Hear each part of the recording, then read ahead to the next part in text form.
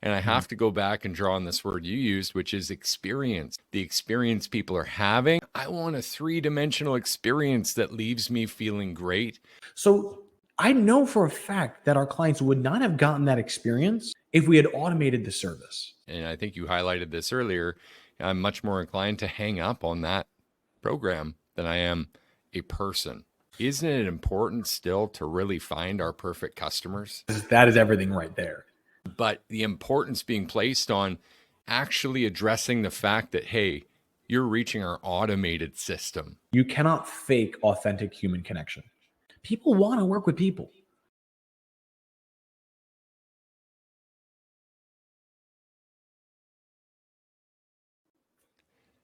Hello, hello, hello, and welcome back to yet another episode of Electricpreneurs Secrets. I'm your host, Clay Newmeyer. With me, as always, my esteemed co-host, Joseph Lucani, and we're the Electricpreneurs, two master electricians with business addictions here and ready to serve. Welcome to our freemium program and your daily coach call. The cost for admission for this one, sit back in the hot seat, take everything we give, just promise to also take action as we help you master your sales, simplify your pricing, and deliver premium level electrical service. Joseph, how are you doing this fine kind of post-holiday, pre-New Year Wednesday, brother? I don't really know how to even quantify it. I'm feeling abundantly blessed. I had a great holiday I haven't seen my family in a very long time. So being able to connect with them and bond with them was wonderful. Having some time to really, get your feet under you, recover, recharge, springboard into, taking on the best 2024 we can have. I'm feeling really, really, really good, man. What about you? Would you use the word refreshed at all? Feeling some vitality? Yeah. You feeling ready to rock? I would say, yeah. I thought I did, but yeah, if nothing else, then I definitely would agree with that feeling. Awesome, man. That's how I'm feeling today. I'm ready to bring some energy. In fact, first thing this morning, first class of the week as well, after we took yesterday off, I was pumped up, man. Literally, I was in the gym pumping iron, trying not to breathe heavy on the mic, but we got through it, brother. Today's episode, why we don't suggest AI for your phones, was something that came out of that class. Huge controversy, huge discussion. And obviously with the advancements in AI, I mean, arguably it sounds more human than ever before, maybe so human that we can get away with this phone answering service. And I've seen this kind of topic come up amongst other service groups and other service providers, marketers that are suggesting it. But Joe, I mean, why wouldn't we suggest that you put someone, or at least put something AI on your phones, even for direct outreach back to your clients? It's a hard conversation to get into, but I think it's worthwhile because there's two separations we have. One is when you look at things logically, P&Ls, numbers, strictly that. And the other is an emotional. What experience are we giving? What is really being taken away from all our interactions with our clients? And I feel if we look at it from that economy, it becomes very abundantly clear what we should do. So as business owners, we're tempted to say, what can we do to increase efficiency and create consistency in all of our experiences, right? Yeah. So it would make sense for someone to say, well, I have a CSR that I'm paying $40,000 to $50,000 a year. I could invest $20,000 to an AI software that pays itself over and over and over time, requires no days off, no upkeep, no nothing, can be automated for all hours of the day. And as a result, I make money. Great, $30,000 made. The downside, though, is when you look at the emotional experience that it's providing. The biggest detriment is when you remove people from the equation. Like, how often have you said it yourself? People don't know how much you care. They don't care how much you know until they know how much you care. Yeah. And what in your personal experience would make you feel that an AI gives you the same personal experience as someone on the other line? Yeah, it just doesn't for me. I mean, it feels like a shortcut. And I mean, we went as far as even in the class, you took a call from an AI software of some sort that is meant for these calls. But did you still recognize that it wasn't a human? And how far into the call? So I recognized it within the first 5 seconds. And the best reference is this. Imagine, do you remember back in the 90s when we first started having our voicemails set up? Like, whether it was your home phone or whether it was like early 2000s, your first cell phone came out Yeah. and we started creating these voicemails to prank our friends. Like, Yeah. oh, hey, yeah, I'm doing good. How are you doing? And like you create and they go, I got you. Don't worry. You got my voicemail. Leave a message. Yeah. Yeah, right. That's exactly how it felt. It was the first statement of, hi, this is blank from blank. How are you doing today? And it felt so real that I'm like, how's it going? Great. I'm glad to hear you're doing good here at blank. And I was like, oh, okay. That's what's happening here. So So a little within the bit of like first sentence, I spidey picked up sense on it. was tingling and just a feeling like something's just not quite right here. It was too short of a reaction time. I didn't even finish the full sentence of I'm doing great. And it was like, great. I'm so glad to hear you're doing good. What would happen if I said I was doing bad? I don't know. Maybe it could have pivoted. It could have, maybe. But the fact that I was able to pick up on it means that I had this immediate temptation to say, I want to hang up this phone call. Right. If they couldn't take the time to call me, it must not be important. Or it's the same thing why the politicians do it. Like, have you ever gotten those contacts where like, hi, my name is X and I'm going to be campaigning in your local area for this. And let me tell you why I'm the best fit for this area. I never actually got through one of those conversations because I always hang up. It feels like a shortcut. I agree with that. And I want to acknowledge from a business owner standpoint, I mean, we too could benefit from having AI make a bunch of calls for us and try to land the 1%. But it feels a lot like going back in time to sending out 100,000 faxes to try to put bums in seats or something. And I just don't really want to play the 1% game because it's not a great qualifier, because there's another qualifying factor happening, and that is, hey, you're not even a human. Why do I give a shit?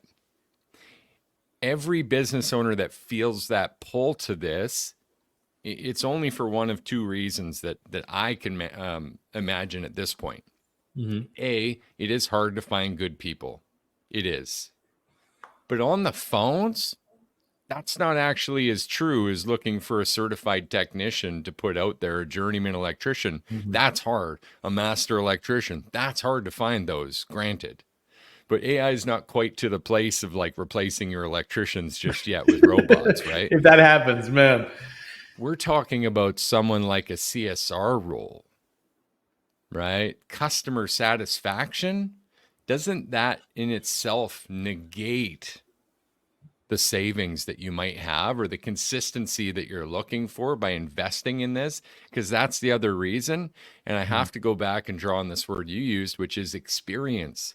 The experience people are having. And I saw your finger up, but I just want to introduce one last concept to this that will roll the carpet out for, is like a 3-dimensional rapport that I'm looking for when I'm working with a company. Because personally, I don't just want to identify the one tech that I like, that I want to work with forever, and phone him and only him, or her and only her, and deal with, the company through them. I want a 3-dimensional experience that leaves me feeling great. And again, highlighting that big experience word. I agree with you on all of that. And I want to also tie in something that I personally had gone through that I really feel would point to this. Perfect. So we had our main office manager. Her name was Lauren. I love Lauren. She's a wonderful person. I think she did a great job in what she did. But the reason why I say that is because of the experiences that our clients would tell us, where we had one moment where we had hired someone new to help Lauren with her position. And when she made a call out, she goes, is this new Lauren or is this old Lauren? And the fact is that the client knew who the person was that was probably going to call them. And when they recognized it wasn't them, they just assumed you must be a Lauren because you work with this team. So I know for a fact that our clients would not have gotten that experience if we had automated the service. And additionally, there are parts of our process where are known as empathy moments. And I do not feel that could be properly generated. Like, to give a quick description of what that might be, it came up in conversation today. Well, what happens if an installer notices something that was offered on the options that wasn't properly communicated? Should we offer this? Should the CSR be trying to offer those things? And I'm like, not if it's automated. Because could you imagine the difference of, hey, Clay, I know that when John was at your home last, when we were doing your hot water heater and getting it all wired up, we noticed you didn't have a water filtration system yet. Is there a reason you chose not to have that? That inflection needs to be perfect. Because if it's anything other than perfect, it's going to sound like, hey, I want to sell you something. You interested in buying it? And that'll turn people off real fast. That's the same feeling I get when I discover that I'm talking to a computer, a program, something that was programmed to respond and react to what I'm saying. I just don't feel that's worth my time. And I think you highlighted this earlier. I'm much more inclined to hang up on that program than I am a person. And that's huge. Because we go back to this concept of the 1% and just playing for that qualification factor. Isn't it important still to really find our perfect customers? That is everything right there. And if we disqualify ourselves because our perfect customer is looking for a premium experience and they recognize that you've got them talking to someone who's in place of a human. And honestly, I think something that came from class this morning that I wanted to give you props for, and I couldn't in the middle of my gym routine, was the fact that you had said that, this could be really useful for like an after hours line. But the importance being placed on actually addressing the fact that, hey, you're reaching our automated system. It's so important to have your integrity here and hold that, because now I may actually listen and understand that, oh, this is an after hours automated service. I get that as a person. I get that, right? They're going to be able to help me. I'm calling because I'm in need. It's automated. Hey, we're checking both boxes. I'm happy to stay on the line here right now because I need help and I trust that this is going to do something for me still. That makes sense. Whereas the last thing you'd want to do is have someone talking to AI in the belief that it's a person, only to find out 5, 7, 8 minutes into the call, oh, wait, what? That didn't add up. Wait, are you even a person? And I wonder what the AI response is to that question. I honestly don't know. And the danger is that in that statement, in that we don't know. Because a person, you have an understanding, there's a level of predictability that comes with it. And you'd think that the predictability actually comes from the automation. But the one thing that I can predict about an automation is that people will see through it. You cannot fake authentic human connection. And if you're saying it's such a hard time getting them operational, what we should be focusing on is, why are we not training them better? If it's so difficult for you to get people in chairs to have a proper experience and talk to people over the phone, that doesn't seem like replacement with technology would work. It's the same reason why some people, when they go on, let's say you go to Home Depot or go to Walmart, wherever you go, there are some people who will always go to a person, even if the self-checkout is shorter. Specifically because they say, you know what, the moment I stop going to the cashier is the moment they replace the cashier with another self-checkout desk. People want to work with people. And if you're tricking them, if you're tricking them to thinking this is a person, it's you saying you think you're smarter than they are, or even worse, that you're just the same as everyone else. And I love that we covered this in class this morning, which was, in a world where everyone is looking to automate, we're looking to enhance experience. We're trying to make the experience so substantial that in the absence of it, everywhere else in the industry, people will say, all right, I want to work with this company. Yeah, you know what? Yeah, you're right. They're more than John's down the street. But I do know that when I call, Lauren will be there and answer with me. I'll get a technician that's going to come out, and it'll be a good experience across the board. And that's kind of status quo for us. At a time when everyone is moving in a certain direction, typically when you see that, you're already experiencing the rise, the popular vote, right? Like pop culture in this industry. Everyone's flocking to it. And I'm always going to be an advocate for not necessarily standing against it every time as a rule, but in questioning, why are we rushing that way? Yeah. Why would I do this? Because I personally feel much more in control in having real people answer the phones, develop relationships, and create this idea of three-dimensional rapport where our clients build a relationship when the first time they call with the person answering the phone. That office manager, CSR, dispatcher, whoever they're engaging with creates an experience at a certain level right then and there. Then when we dispatch our salesperson or service tech to go to their house and assess that situation or opportunity, again, developing rapport. If there's an apprentice with them, the apprentice has some customer service training and also is building rapport by acting as a respectful person in a developmental stage of their career, which anyone out there can relate to, can't we? And then even if it's an installer on an opportunity call, they're coming back and they're, you guessed it, developing rapport, running the play.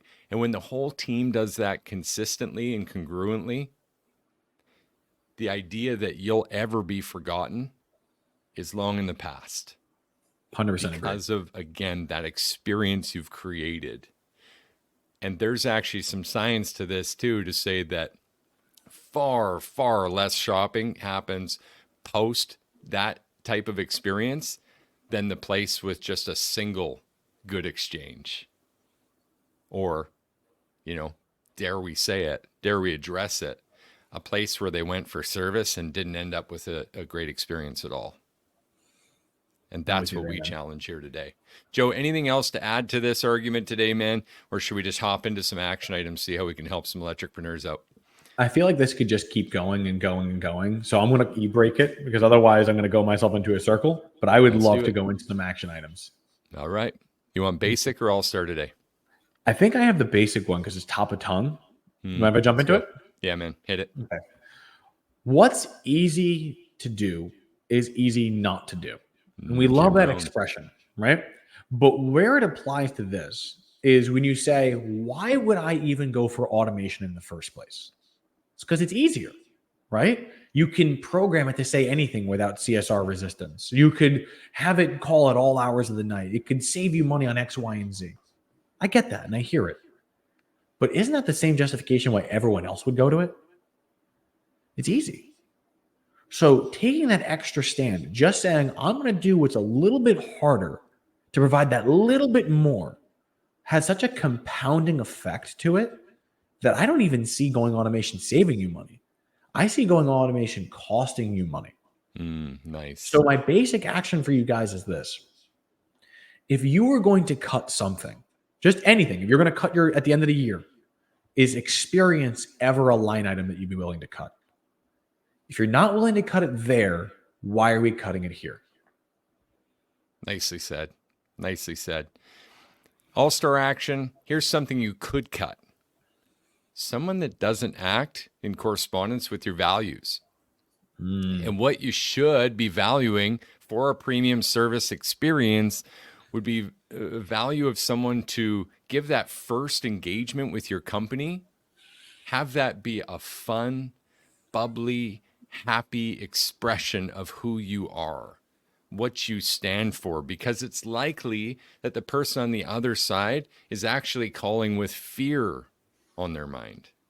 Fear of the unknown with their experience in their house and fear of the unknown with the experience with you. So why don't we just settle that right off the bat and make sure the person to answer those calls truly wants to be answering those calls, and you'll already be light years ahead. Hire for attitude, train for skill. When it comes to answering the calls and dealing with customers, that has never been more important. And I urge you to go out there and look for that. And I believe that you will find it, because there are a lot of people that still choose the personal cashier at the grocery store, as Joe said earlier. This has been another episode of Electricpreneurs Secrets, the Electricians Podcast, episode 228, why we don't suggest AI for your phones. There may be some other purposes that you can make use of, like content, emails, etc., But please keep answering your phones, keep training that, and keep finding happy people to help you there and develop this 3D rapport experience. I'm Clay Newmeyer. This is Joseph Lucani. We are the Electricpreneurs, and we're going to see you again live tomorrow. Can't wait to see you then.